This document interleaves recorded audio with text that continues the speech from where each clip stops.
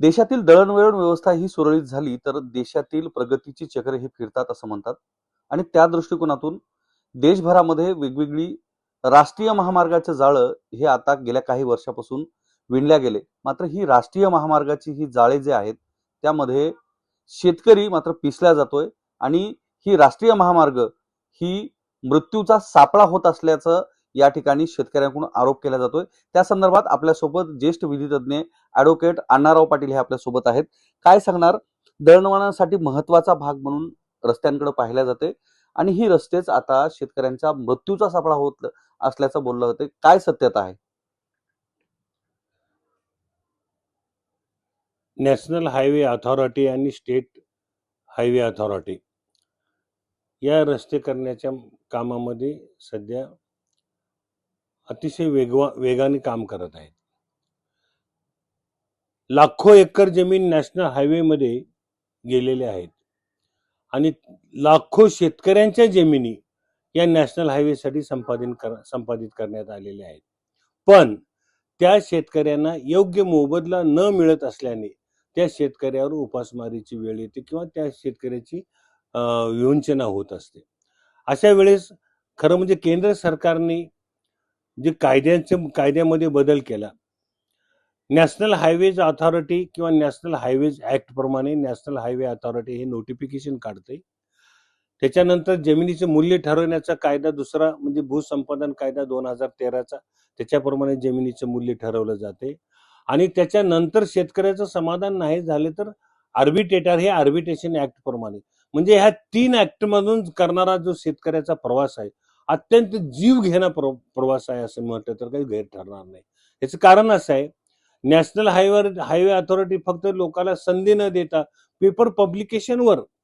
केवळ पेपर पब्लिकेशनवर लोकांच्या जमिनी संपादन केले असं दाखवते, पण प्रत्यक्ष जे इंटरेस्टेड पर्सन आहे त्यांच्याकडे हे सरकार त्यांच्याकडे किंवा नॅशनल हायवे अथॉरिटी तिकडे जात नाही.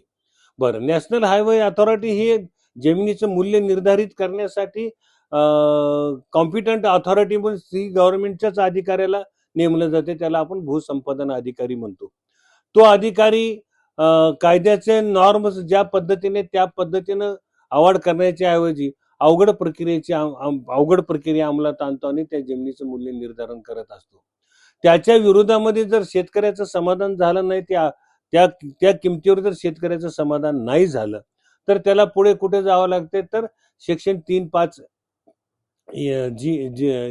3G5 मध्ये त्याला आर्बिट्रेटरकडे जावते. म्हणजे आर्बिट्रेटरला कोण नेमतंय? तर सेंट्रल गव्हर्नमेंट नेमते. आता सोल आर्बिट्रेटर नेमण्याची पद्धत नवीन कायद्यामध्ये अमेंड करून आणलेली आहे. तर सोल आर्बिट्रेटर म्हणजे एकटाच आर्बिट्रेटर नेमला जातो. आर्बिट्रेटर म्हणजे कोण? आर्बिट्रेटर म्हणजे मध्यस्थ, दोन्ही बाजू ऐकून घेऊन त्यातला मधला मार्ग काही सोयीचा आहे का हे बघण्याचं काम आर्बिट्रेटर. पण नॅशनल हायवे अथॉरिटीला आर्बिट्रेटर नेमत असताना आर्बिट्रेटर केंद्र सरकार हे सोल आर्बिट्रेटर म्हणून कलेक्टरची निवड केली जाते. मग कलेक्टर हा गव्हर्नमेंटचा अधिकारी, कालाच म्हणजे कॉम्पिटंट अथॉरिटी हा गव्हर्नमेंटचा अधिकारी, आर्बिट्रेटर गव्हर्नमेंटचा अथॉरिटी. मग त्याच्याकडे दिल्यानंतर आर्बिट्रेटरने त्याची भूमिका कशी मध्यस्थाची भूमिका ठेवली पाहिजे. जमिनीचं मूल्य कालानी किंवा कॉम्पिटंट अथॉरिटीनं जे मूल्य ठरवायचं असते ते योग्य केले का नाही तपासायचं काम आहे. मात्र ह्या सगळ्या गोष्टीमध्ये सरकार म्हणते की जी जमीन संपादित केलेली आहे त्याचा योग्य मोबदला आम्ही शेतकऱ्यांना देतो आणि संपादित जमीन केल्यानंतर जी येणारी जमीन आहे ती रोड आल्यामुळे त्याचं व्हॅल्युएशन सुद्धा वाढतंय. मग एकीकडे सरकार योग्य दर देत असताना त्याला विरोध होताना का दिसतो? नाही, विरोध म्हणजे सरकारला योग्य मूल्य निर्धारित करता येत नाहीये, त्याचे नॉर्म्स वेगळे आहेत. जेव्हा रोड जातो तेव्हा ती जमिनीचं पोटेन्शियलिटी वाढते. एकर बेसिसवरच्या ऐवजी ती जमीन ताबडतोब लगेच ते स्क्वेअर फीट बेसिसवर त्या जमिनीचं मूल्य निर्धारित करावं. जे मूल्य निर्धारण करण्यासाठी जे बेल्टिंग सिस्टीम वापरली जाते, पुन्हा त्याच्यामधला गुणक जो वापरला जातो तो गुणक हे एलेवच्या किंवा आर्बिट्रेटरच्या मनावर आहे, त्यांनी कुठला गुणक लावायचा. कायद्याप्रमाणे हे सगळ्या गोष्टी करायला हव्या आहेत पण करत नाहीयेत. आणि त्याच्यामुळे जर शेतकऱ्याचं समाधान नाही झालं तर आर्बिट्रेटरकडे आम्ही जातो. मग आर्बिट्रेटरची भूमिका आहे की दोन्ही बाजू ऐकून घेणे, काय कमी केले अवॉर्डमध्ये, काय मिस्टेक झाल्या, काय चुका झाल्या याच्यामध्ये त्याला दुरुस्ती करण्याचे अधिकार आहेत किंवा त्याच्यामध्ये योग्य काय दर आहे तो निश्चित करण्याचे आर्बिट्रेटरला अधिकार आहेत. पण आर्बिट्रेटर हा गव्हर्नमेंटचाच अधिकारी असल्याने गव्हर्नमेंट मध्ये काहीतरी आपल्याला काहीतरी आरोप करतील, आक्षेप घेतील किंवा आपल्याला कुठल्या तरी ह्याच्याखाली अडवाअडवी करतील म्हणून तो अधिकारी भीतीच्या पोटी त्या आर्बिट्रेटरचं काम त्यांनी योग्य प्रकारे पार पाडत नाहीये.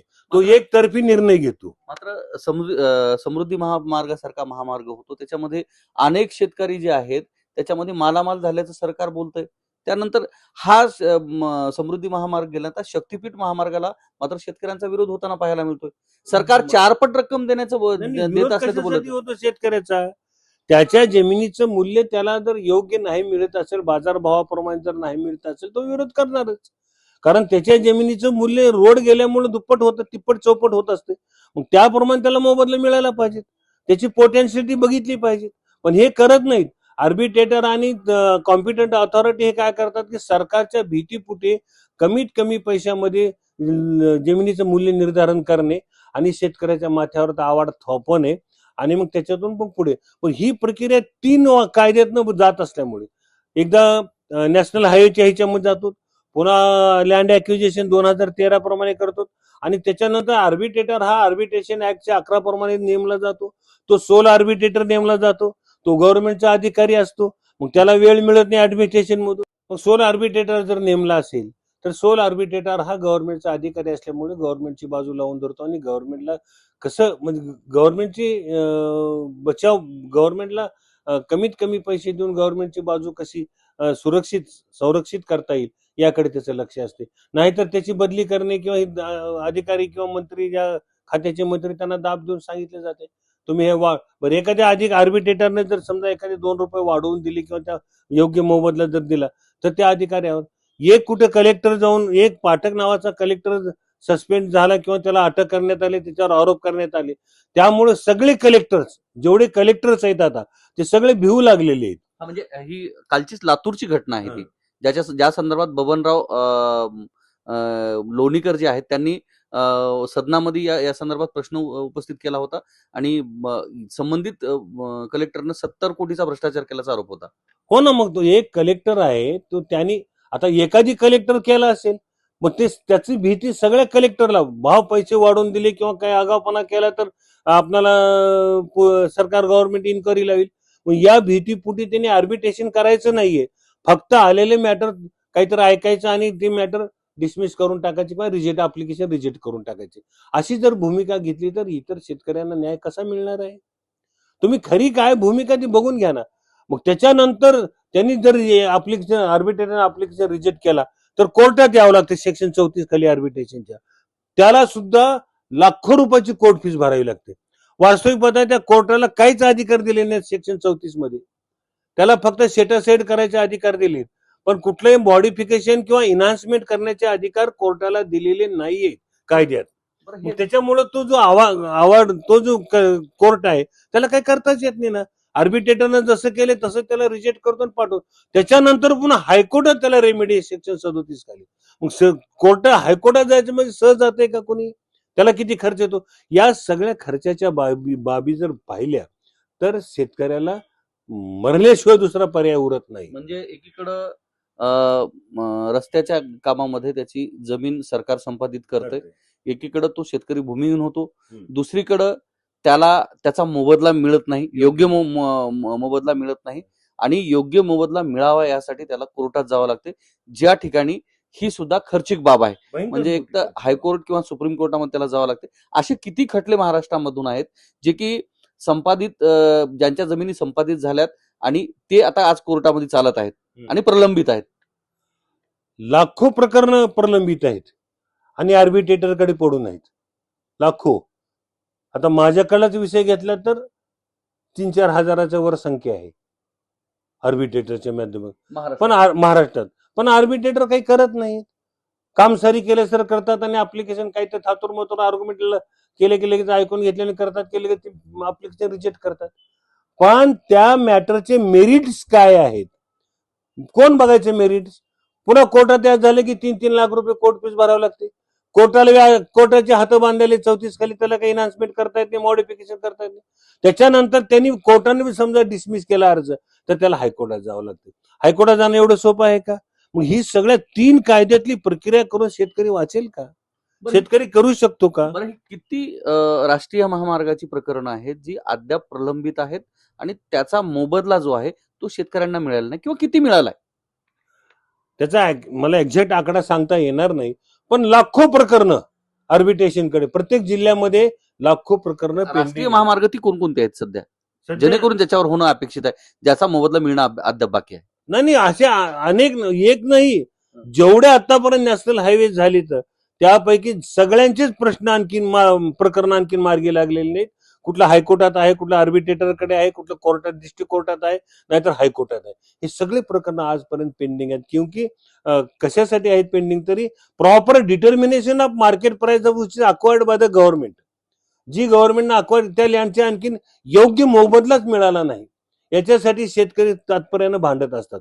पण त्यामध्ये शेतकऱ्याला योग्य तो रिलीफ मिळत नाही किंवा न्याय मिळत नाही, म्हणून शेतकरी इतंभूत अडचणीत आहेत. बरं, ह्या जे ज्यांच्या जमिनी संपादित झालेल्या आहेत, त्या संपादित झालेल्या जमिनीमुळं बरेचसे शेतकरी भूमिहीनही झालेत. याच्यामध्ये संपादित केलेल्या जमिनीमुळं असे किती प्रकरण आपल्याकडे आले ज्याच्यामध्ये शेतकऱ्यांनी ह्या गोष्टीला कंटाळून आत्महत्या केलेली आहे?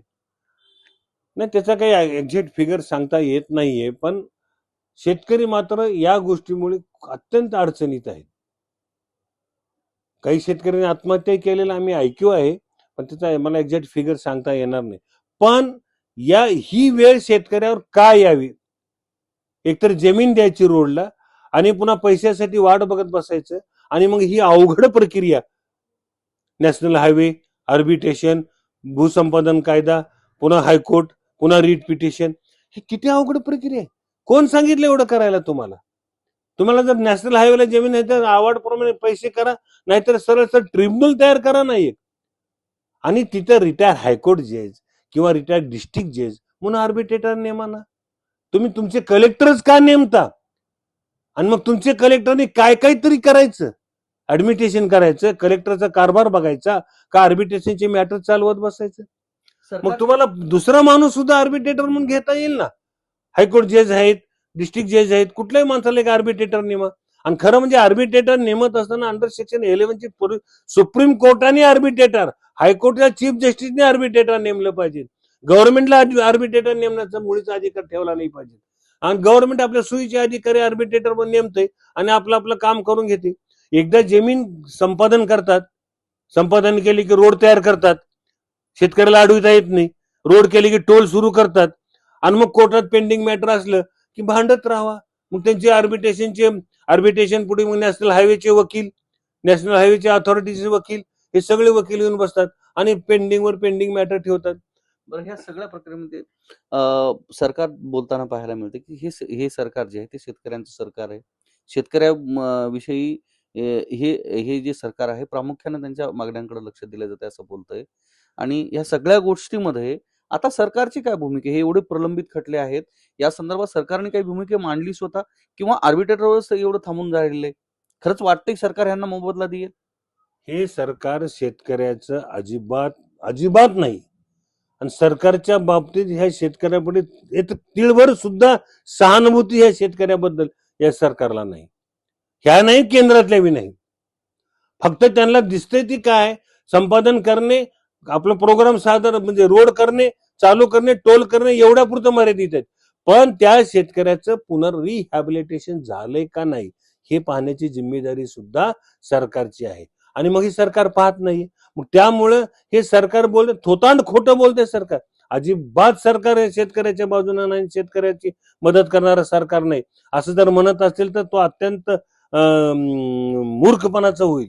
सरकारने शेतकऱ्याची बाजू असते तर थर्ड माणूस आर्बिट्रेटर नेमला असता, हायकोर्ट जज, सुप्रीम कोर्ट जज, कुठला वेगळा रिटायर जज नेमला असता.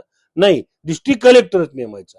म्हणजे डिस्ट्रिक्ट कलेक्टर ह्यांचा हाताखालचा प्यादा, त्यांनी जे लिखित तोंडी काय जे आदेश देतील, अलिखित आदेश देतील, त्याची तो अंमलबजावणी करेल, कारण त्या सरकारच्या हाताखाली त्याला काम करावं लागते.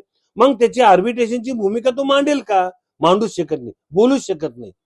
आणि एक लगेच कलेक्टर बाजूचं उदाहरण देतात की पाठक नावाचा कलेक्टर सस्पेंड झाला, त्याला जेल झाली, आणखीन तो जेलमध्येच आहे. लगे मग दुसरे कलेक्टर भीतात हे काम आम्हाला अनावश्यक दिलेलं आम्ही काय करायचं नाही. आणि मग त्यांची भूमिका त्यांनी काय करतात, चला डिसमिस करा, द्या पाठवून, पुढे काही का होईना मग बघून घेईल कोर्ट. म्हणजे मोबदला मिळण्याऐवजी शेतकऱ्यांचे जे हे प्रकरण आहेत हे डिसमिस केले जातात असं म्हणायचं. डिसमिस का रिजेक्ट करून टाकतात, डिसमिस करतात. हजारो प्रकरण, 2,500-3,000 प्रकरण उस्मान म्हणजे धाराशिवला डिसमिस केली, लातूर मधले शेकडो प्रकरण डिसमिस केली, बीड मधले एवढे शेकडो प्रकरण डिसमिस केली, नांदेड मध्ये हीच. जिथे जाईल जिथला आर्बिट्रेटर कलेक्टर आहे तिथे काय नाही, एकच सूत्री कार्यक्रम त्यांनी, हाऊ टू रिजेक्ट इट.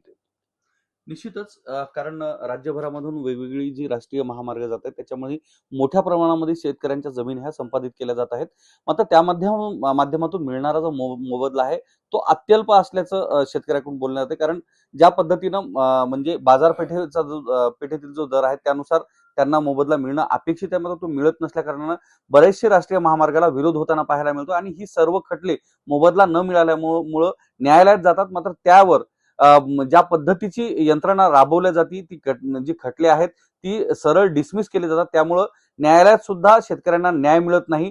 त्यामुळे ही जी काही राष्ट्रीय महामार्गाचं जाळं जे आहे ते शेतकऱ्यांच्या मृत्यूचा सापळा होत असल्याचा आरोप या ठिकाणी करण्यात येतोय. कॅमेरामन सुधाकर सह मी धनंजय सोळंके, टाइम्स नाऊ मराठी, लातूर.